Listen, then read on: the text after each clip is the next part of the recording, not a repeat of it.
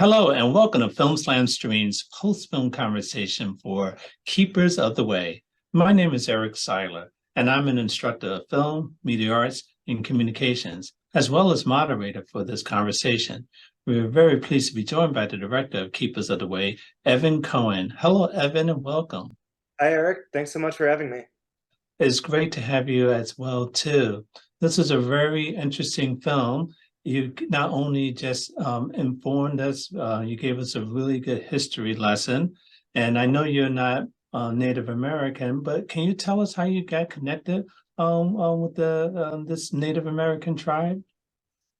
Yeah, absolutely. So I'd been interested and working with indigenous groups since I was probably in my early 20s, attending sweat lodges and medicine ceremonies with a variety of tribes from North and South America. And these experiences and their world of life and way of life and their worldview really kind of like drastically affected me and changed my own personal purview and outlook, really for the better, like quite drastically.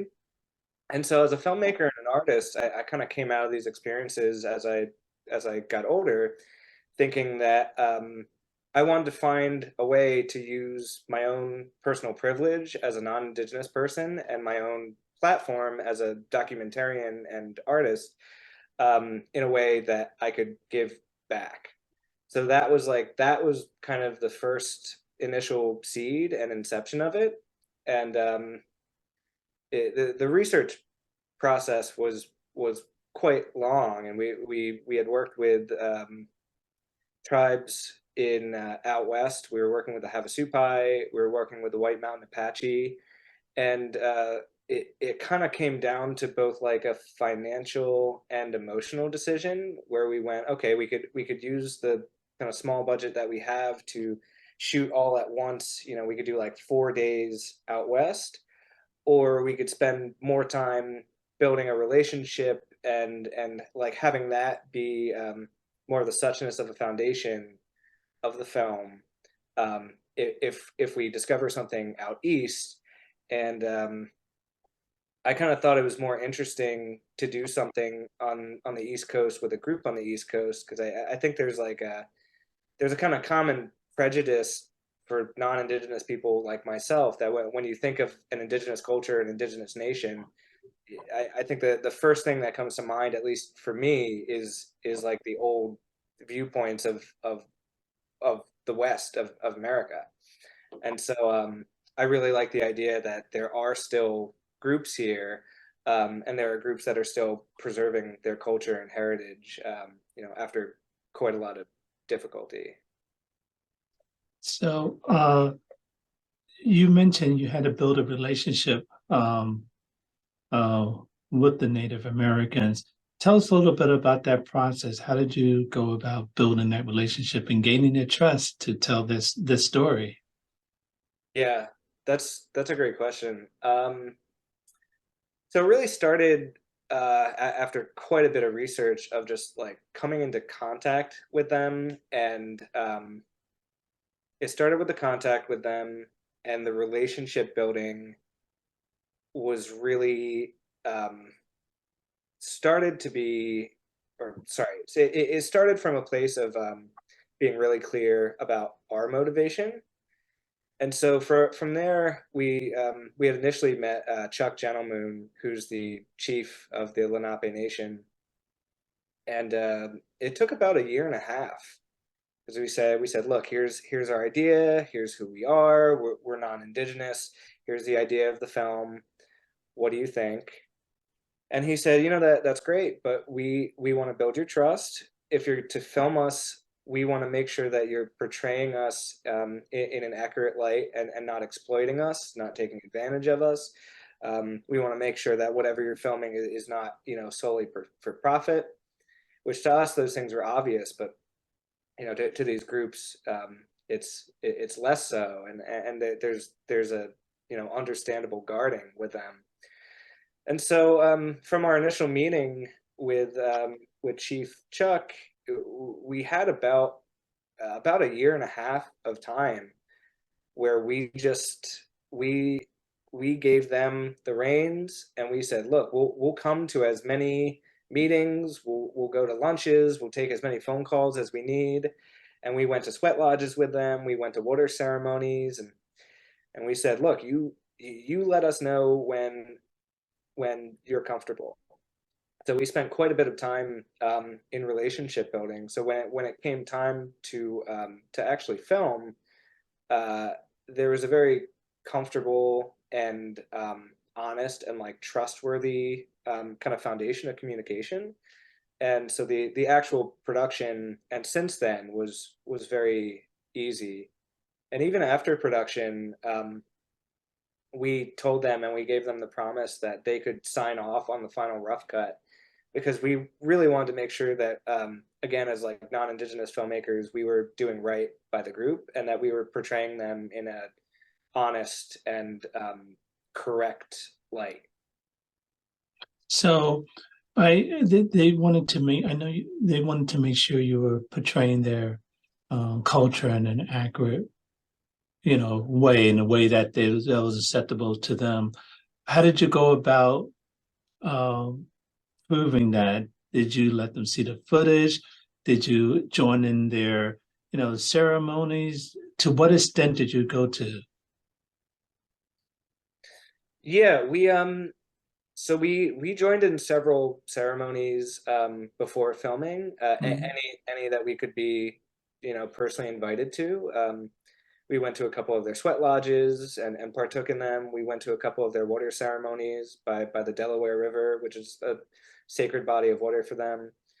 Um, and then even, again, after filming, we said, look, we're going to put a rough cut together, and we will not proceed with the film until we get basically like final confirmation and permission from the Lenape Council. So, we got our rough cut together, which I guess was finished late 2020 or early 2021, and we sent it for the Lenape for approval. And so it went over. I think it was watched over by like 15, give or take, elders from the Pennsylvania Lenape Nation, and they watched it, and fortunately for us, and I guess for them too, they went, hey, this looks great. You are portraying us in a accurate light. Let's move forward. And we went, great. And that was that. Oh, great. Now, by spending so much time with the tribe, you could have gone a number of different ways with telling this story, but you chose to use the crow as the basis, the story about the crow. Why did you choose that as opposed to something else? There was many more storylines you could have gone with. Yeah. No, that's a really good question too, and it's something that I still like grapple with. So I think the fourth crow is not only like such an interesting tale, but it's to me it's like really pertinent to our time period.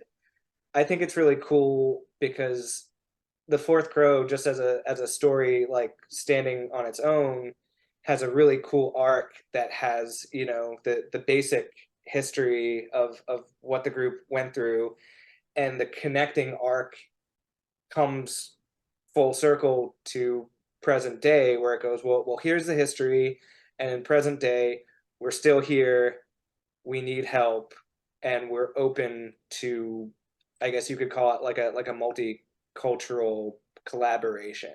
That's kind of like the general arc of what this story is communicating.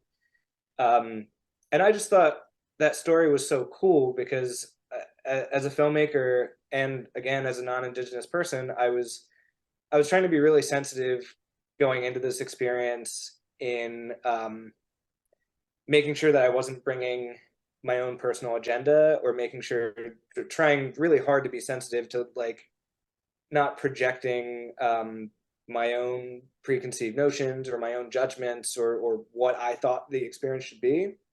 I wanted to show up and really try to be a listener. So Yeah, I thought the Fourth Crow was a really important story, and there, you're right. There were a lot of other storylines, and there are things that we had to leave out that could have been really important, which were really difficult decisions. Mm.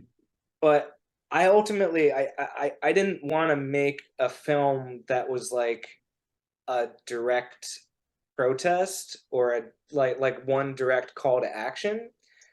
I personally thought it'd be more interesting to make a film that was like a more general awareness.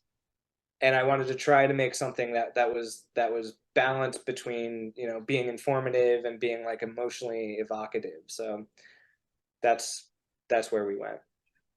So, just tell us one of the other storylines you were considering. Yeah. So one of the storylines is that this is like a very direct storyline, I think, and it's pertinent to what's happening with them now.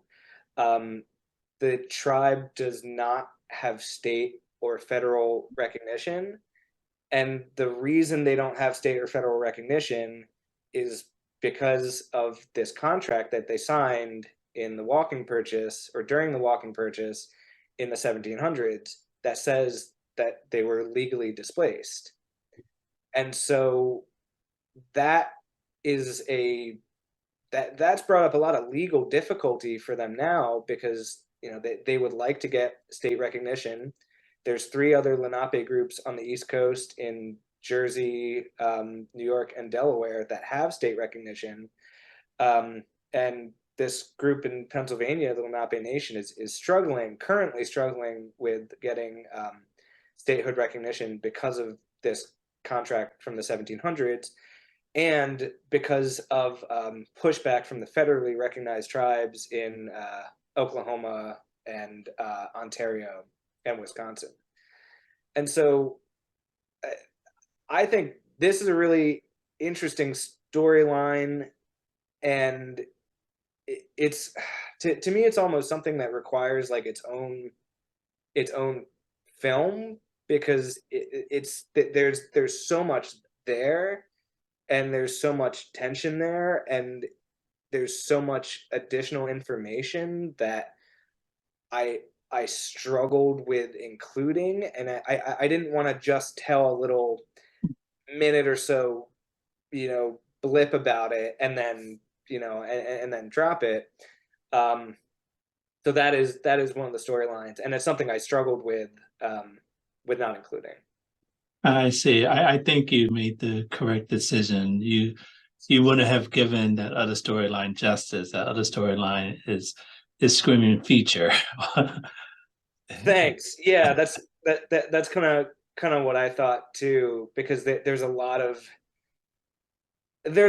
there. There's personalities and like opinions in the groups in Oklahoma and in the groups in Wisconsin, and there's a great deal of tension. So there's a lot of information, and it's kind of too much to be covered in a 20-minute short film, and I wanted again, I didn't really want to create a film that was like one specific call to action. I wanted to create something that was a more blanket awareness or more blanket information. So Oh, great. Well, hopefully some of our students or viewers may pick up on this if you don't jump on the feature first. right, right. Let's see. So this film is being screened at different festivals. Can you give us some of the responses and feedback that you've received from screening this film? Yeah. It's been nothing but positive. We're at a year and a month, and we're kind of winding down our festival circuit now. We've had a really good premiere, I think, or really good screening circuit, festival circuit, and yeah, it's been really good. Um, I haven't had a lot of like really direct criticism, which I'm totally open towards. we've had a couple comments that have commented on the like the sensitivity of how we captured things, which I appreciate hearing, um, because that was something I tried to be very deliberate towards. Um, even like working with our cinematographer, my kind of like preferred style and my direction was to try to have the camera serve as a device of listening rather than have the camera tell its own, you know, specific story. We were trying to set up ourselves as filmmakers as like, you know, beacons of listening and bridges to just receive whatever they were telling without trying to tell their story for them. So yeah, the feedback has been really great, and we're hoping as we wind down the festival circuit that we could, you know, find a good home and distribution for the film to live on from there. So Hmm. So with this great feedback, and you had time during the pandemic to really edit this and give justice to telling this story. With all this said, is there anything you would still do differently, or you feel like it's, you know, you did what you should have done? yeah, well, I still feel conflicted over whether or not I should have included the information about state recognition. And I know that's a whole nother story, but there's just there's so much to tell. I guess if there was anything I would do different, that is so hard to say. That might be one of them. It's challenging for me to say because I've watched the film like 150 times now, and every time I see it, I dislike it at this point because I've just seen it so many times, so I feel personally critical of it. But would I do anything differently? Not not necessarily. I'm very happy with the direction of it. I'm very happy of how it is as a film. Um, I might have included some information about their fight for state recognition, even if it's like a minute or two, maybe. Um, but I think that's the only thing I would change. Okay. Well, I really enjoyed the way you put this together. For those who are watching, especially the young students who are interested in documentary filmmaking, you well know that you kind of let the story come to you. You have a set agenda going into this, and then it just kind of unfolds, and I really enjoyed the way you took the time to explain how you know, built the relationship first, just weren't coming in there with cameras blazing and filming everything and just taking time to just be a part of it. And we felt that through the story. So that's very important. And I take it that was your intention to, like you said, to have the camera just kind of speak. And we were just like flies on the wall, just, you know, living in this culture for, 20 minutes. Mm. Thank you. Yeah, thank you. Yeah, I wanted to really be sensitive, and I talked to I had talked to and gotten advice from, you know, some older producers who are more seasoned, and I had one producer tell me, "Oh, just go right in there and go with cameras and mic them up and start filming right away." I was like, no, that's really not what we're trying to do. We want this to be a relationship, and we want that feeling and experience of having a grounded, trustworthy relationship like you shared. We want that to come across in the film. You know, we want the film, if anything, to serve as as kind of a bridge for understanding. And you can't, I don't think, create that understanding if you have an agenda where you go in with cameras and say, I want to get X, Y, and Z out of this film, and this is what I'm going to do. You know, that's you're involving yourself and your own personal stuff too much, and we didn't want to do that. We just wanted to listen and try to help as much as we could. So Well, great, great. Before I let you go, can you tell us if you're working on anything now that we can expect to see in the near future? Yeah, sure. I'm developing a short documentary with a well-known bronze sculpture artist out in Wyoming. And his art, he's really interesting because he creates life-size bronze sculptures that take about a year to make. And so I'm working on creating an intimate documentary portrait with him where his work is contrasted with the seasons as we kind of witness this sculpture and his own personal life develop over the course of a year. Okay, that sounds interesting. If there's anything, if you have the same drive and dedication you had with Keep Us of the Way, we are in for a treat again. Thank you. Thank you so much. Evan Cohen, director of Keep Us of the Way, thank you so much for joining us and all the best to you in the future. All right. Thanks for having me, Eric. Thanks. And thank you to our audience for joining us for this important and invigorating conversation. For more information about upcoming film festivals, please visit us at clevelandfilm.org. I'm Eric Siler. Thank you.